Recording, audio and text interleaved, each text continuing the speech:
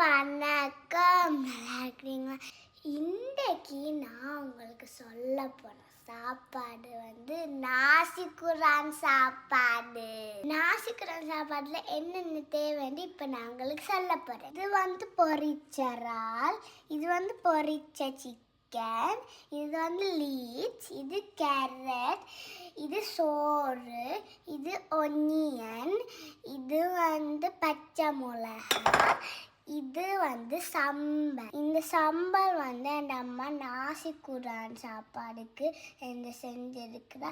நான் இதை பற்றி செய்கிறதுக்கு அடுத்த வீடியோவில் உங்களுக்கு சொல்லித்தரேன். நாங்கள் நாசி குரான் செய்வோம். வாங்க. நாங்கள் வெங்காயம் போட போகிறோம். இப்போ நாங்கள் பச்சை மிளகாய் போடுறோம். இப்போ நாங்கள் லீச் போட போகிறோம். அடுத்தது நாங்கள் கேரட் போட போகிறோம்.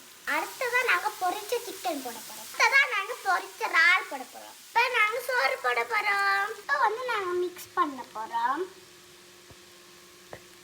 இப்போ நாசி குரான் சாப்பாடு ரெடி. சாப்பிடுவோமா?